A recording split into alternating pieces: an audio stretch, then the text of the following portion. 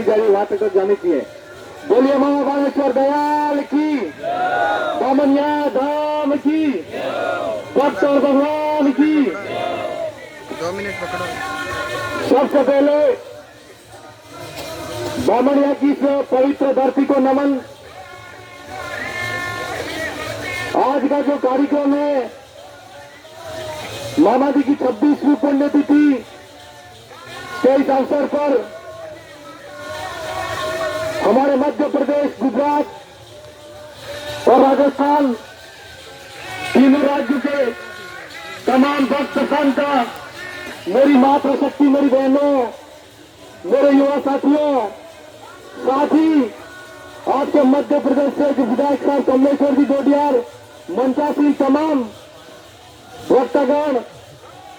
आप सबको सबसे पहले तो मैं पूरी मेरी बागीपुरा विधानसभा की जनता की तरफ से बहुत बहुत धन्यवाद जोहार अर्पित करता हूं। आज के इस अवसर पर मैं आपसे, भक्तों से, मेरी मातृशक्ति से, मेरे युवा साथियों से बामनिया की धरती पर कितने भक्त इकट्ठा होते हैं और मैं उन भक्तों से कम जाकर मुलाकात करके लेकर के आया हूं। मैं बागीपुरा विधानसभा के अंदर जब चुनाव हो रहे थे तो भी दादा बता रहे थे कि सबसे पहले आप विधानसभा के अंदर गए तो मामा बालेश्वर दयाल को याद किया। मैं आप सब तमाम भक्त संतों से कहना चाहता हूं,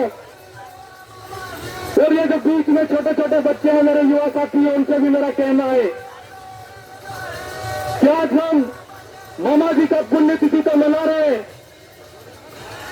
लेकिन इस अवसर पर हमको यह भी याद होना चाहिए कि मामा बालेश्वर दयाल के क्या उद्देश्य थे। मामा बालेश्वर दयाल ने मध्य प्रदेश और गुजरात समीपवर्ती इलाके के अंदर, आदिवासी सुदूर इलाके के अंदर आदिवासियों के लिए क्या लड़ाई लड़ी, उसके बारे में हमको पता होना चाहिए। मेरे भाइयों, आज हम मामा बालेश्वर दयाल को याद करते हैं। मैं जब नया मेरी विधानसभा की जनता ने मुझे प्रत्याशी बनाया तो मेरे वहां पर आदिवासी समाज के लिए जो भी गुरु पैदा हुए, जो भी संत पैदा हुए, जिन्होंने हमारे समाज की लड़ाई लड़ी, हमारे हक अधिकार की लड़ाई लड़ी, उन तमाम संतों को हमने याद करते हुए हमारा जो विधानसभा के अंदर जो चुनाव था उसको फतह हासिल कर लिया। कहीं ना कहीं आज मैं बागीपुरा विधानसभा से राजस्थान की विधानसभा के अंदर पहुंचा हूं, मामा बालेश्वर दयाल का आशीर्वाद और प्रेम है, तभी जाकर यह संभव हो पाया है। मैं यहां पर बीच के अंदर देख रहा हूं कुछ भक्त हैं जिनको नींद भी आ रही है। मेरा सवाल है आपसे, मैं आज एक विधायक होने के नाते और विधायक के तौर पर आपसे मिलने नहीं आया, ना ही बात कर रहा हूं, लेकिन मैं इस सामाजिक क्रांति के अग्रदूत मामा बालेश्वर दयाल को साक्षी मानते हुए आपसे सवाल करना चाहता हूं कि मामा बालेश्वर दयाल ने अंग्रेजी हुकूमत के सामने लड़ाई लड़ी और काले गोरे अंग्रेज जब इस देश से चले गए तो इस देश के अंदर भारत का संविधान आया और इस संविधान के अंदर लोकतंत्र आया और लोकतांत्रिक लड़ाई के रूप में हमारे गरीब आदिवासियों की लड़ाई को सबसे ज्यादा मजबूत तरीके से अगर लड़ा है तो मामा बालेश्वर दयाल ने लड़ा है। हम जिस पार्टी की बात करते हैं कि मामा बालेश्वर दयाल जब उत्तर प्रदेश से इस धरती पर आए थे तब जनता दल पार्टी का कोई नामो निशान नहीं था, लेकिन मामा बालेश्वर जब इस धरती पर आए तो कुशलगढ़ हो, मध्य प्रदेश के इस इलाके से हो, जहां पर हम देखते हैं कि कुशलगढ़ के इस इलाके से लगाकर ठेठ दिल्ली तक जनता दल की सरकार बनी और जनता दल का प्रधानमंत्री बना। ये कोई छोटी बात नहीं है। हम आपको इसलिए कहना चाहते हैं कि आज हम देखते हैं कि मामा बालेश्वर दयाल ने अंग्रेजों के सामने तो लड़ाई लड़ी सही, हम लोगों के अंदर शिक्षा की अलग जगाई, हम लोगों के अंदर जो भी कुरीतियां थी, जो भी बुराई थी, उन तमाम बुराई को खत्म करने का काम किया। और आज जो हमारा समाज शिक्षित रूप से आगे बढ़ा है, कोई भाई हमारे समाज से IAS IPS बना है, डॉक्टर बना है, कोई अच्छा जनप्रतिनिधि बना है, नेता बना है। कहीं न कहीं मामा बालेश्वर दयाल का जो सपना था वो सपना पूरा हुआ है। मामा बालेश्वर दयाल अंग्रेजी हुकूमत की लड़ाई के बाद में जब लोकतांत्रिक रूप से हमारी लड़ाई शुरू हुई, हमको वोट देने का अधिकार मिला, तब मामा बालेश्वर दयाल वागड़ी में ये बात कहा करते थे कि अपना गांव में अपनो राज। कहने का मतलब कि जिस गांव के अंदर आदिवासी इलाका है, जिस गांव के अंदर आदिवासी रहता है, उस आदिवासी इलाके के अंदर आदिवासी आदमी का अधिकार होना चाहिए, न कि किसी गैर सरकार का गैर आदमी का अधिकार होना चाहिए। यह बात आज सच्ची साबित हुई। इस मौके पर यह भी आपको कहना चाहता हूं कि मामा बालेश्वर दयाल एक बात और भी कहा करते थे कि जिसको हम आज मध्य प्रदेश और गुजरात और राजस्थान कहते हैं, उस इलाके को, तीनों राज्यों के इलाके के जो आदिवासी समुदाय का जो इलाका था, उस इलाकों को बिलांचल कहा करते थे। और जिसको आज की तारीख के अंदर मेरे जैसे और कमलेश्वर जी डोडियार के जैसे जो युवा साथी है, जो विधानसभा की सदन के अंदर जा रहे हैं, हमारे जो सांसद महोदय हैं लोकसभा की संसद के अंदर जा रहे हैं, वो बिलांचल जो मामा बालेश्वर दयाल कहा करते थे, उसको आज दिल प्रदेश का नारा कहते हैं। मेरे भाई, ये मामा बालेश्वर दयाल की लड़ाई है। उसी लड़ाई को आज की जो युवा पीढ़ी लड़ाई लड़ रही है, उसके माध्यम से आपको जोड़ना चाहता हूं। हम अगर मामा बालेश्वर दयाल को मानते हैं और अपने आप को सच्चा भक्त कहना चाहते हैं, तो मैं आज तमाम मंच पर बैठे हुए यहाँ पर तमाम मेरे जितने भी भक्त संत हैं, मेरी मात्र शक्ति है, उनसे कहना चाहता हूं कि मामा बालेश्वर दयाल की इस पवित्र भूमि पर आए हो आप, तो अपने मन मस्तिष्क के अंदर मामा बालेश्वर दयाल का एक सपना लेकर अपने घर पर जाना और आज से ये ठान लेना कि हमको जिस आदिवासी समाज के अंदर हमने जन्म लिया है, उसके अंदर उस समाज का हम पे कर्जा है। मामा बालेश्वर दयाल का अगर सपना पूरा करना चाहते हैं तो एक संकल्प लेकर जाना और उस संकल्प को पूरा करने के लिए अपना जीवन यापन कर देना, पूरा जीवन अपना समर्पित कर देना, ये हम आपसे कहना चाहते हैं मेरे भाई। आप सब यहाँ पर बैठे हो, कई साथी वहां पर भक्त मंडी के माध्यम से भक्ति कर रहे हैं, लेकिन मामा बालेश्वर दयाल हमको जो भी उपदेश देके गए थे, जो भी हमको सिद्धांत दिए थे, जितनी भी उन्होंने बातें कही थी, उन बातों को अगर हम पूरा करना चाहते हैं तो इन भक्ति के माध्यम से उनको याद करना, यह हमारा बड़प्पन है, यह हमारा सौभाग्य है। लेकिन हमको एक बात और भी याद रखनी चाहिए कि मामा बालेश्वर दयाल आज इस धरती पर नहीं है, लेकिन उनके उपदेश और उनके सिद्धांत जिंदा है। वो हम कितने भी भजन करेंगे लेकिन वो लौट के नहीं आएंगे। लेकिन अगर उनके उपदेश को हमने सच्चे मन से स्वीकार किया और एक एक व्यक्ति ने यह मान लिया कि मामा बालेश्वर दयाल का अधूरा सपना है, उसको पूरा करना है, तो निश्चित तौर पर मामा बालेश्वर के सपने पूरे होंगे। मामा बालेश्वर दयाल इस समाज के अंदर अच्छी शिक्षा कैसे हो उसके लिए काम करना चाहते थे और हमारे समाज के अंदर अच्छी शिक्षा देने के लिए उन्होंने पूरा जीवन समर्पित कर दिया। लेकिन आज हमको सोचने की जरूरत है कि आजादी के 78 साल बाद भी कई ऐसे हमारे समाज के अंदर हमारे भाई हैं जो अच्छी शिक्षा नहीं ले पा रहे हैं। तो हमारे समाज के अंदर अच्छी शिक्षा कैसे हो वो हमको सोचना चाहिए। इस पवित्र भूमि पर जब जनता दल की सरकार थी तो मैंने अभी कई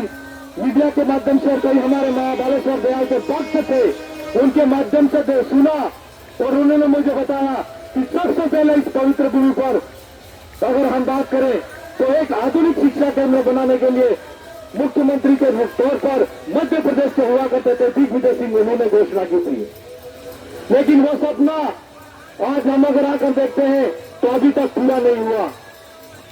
उसके बाद में एक उप मुख्यमंत्री हुई थी जमुना देवी, उनके बारे में हमने सुना,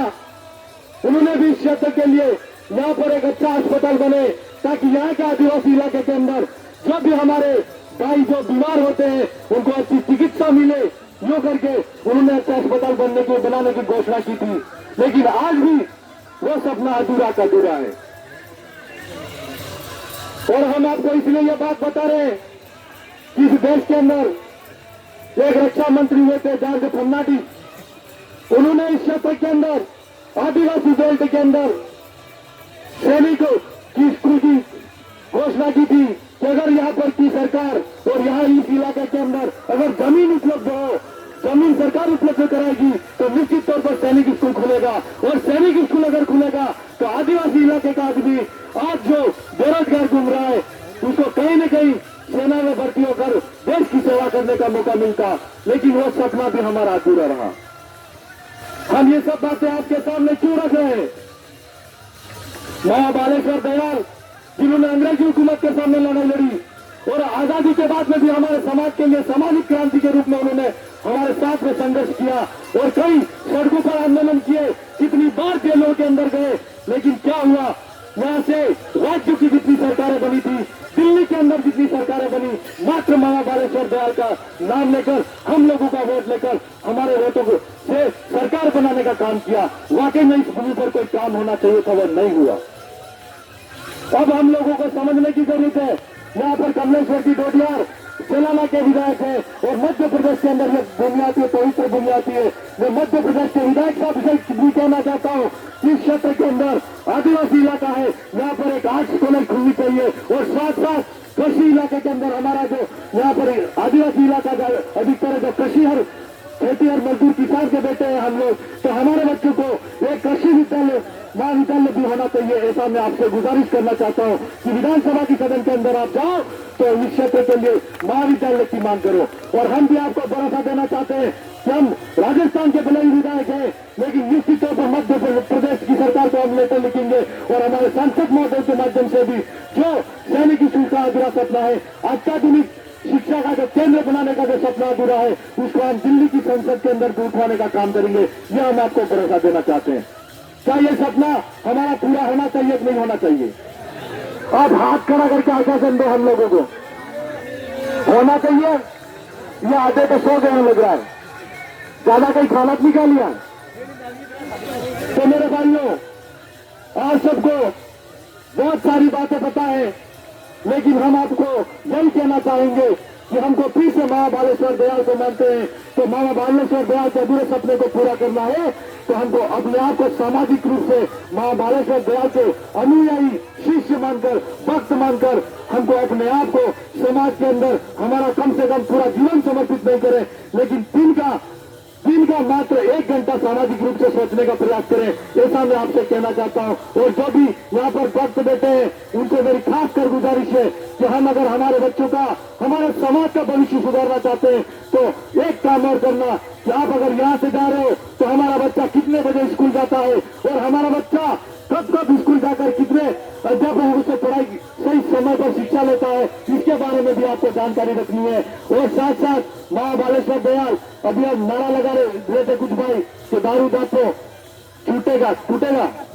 दारू दापो टूटेगा। तो मेरा आपसे गुजारिश है कि अगर जितने भी भाई यहाँ पर है, कम से कम आप तो नहीं करते होंगे, लेकिन जो भी हमारे ग्राम समाज के अंदर दारू का सेवन करते हैं तो हमको प्रण लेकर जाना है कि किसी भी भाई को दारू का सेवन नहीं करना है। साथ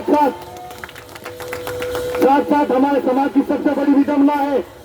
कि हम देखते हैं कि किसी भी लड़की का अगर हम 2 समाज और 2 परिवार 2 गांव मिलकर अगर विवाह कराते हैं तो इसके बाद में अगर कोई दोनों के अंदर हम लेती है तो हम उसका दापा लेते हैं। तो यह भी एक सिस्टम है, जो लड़की का पैसा होता है वो भी नहीं लेना चाहिए। मैं इसके अंदर असहमत हूँ। महाबालेश्वर दयाल भी कहा करते थे, तो निश्चित तौर पर नवाचार, नई सोच के साथ में आप संकल्प लेकर, संकल्पबद्ध होकर घर से जाए और निश्चित तौर पर आज महाबालेश्वर दयाल नहीं है, लेकिन उनके अधूरे सपने हैं, वो पूरे करने का संकल्प लेकर जाए। आप सब ने हमको यहाँ पर सुना, उसके लिए आप सबको, पूरे भक्त संत को मेरी तरफ से,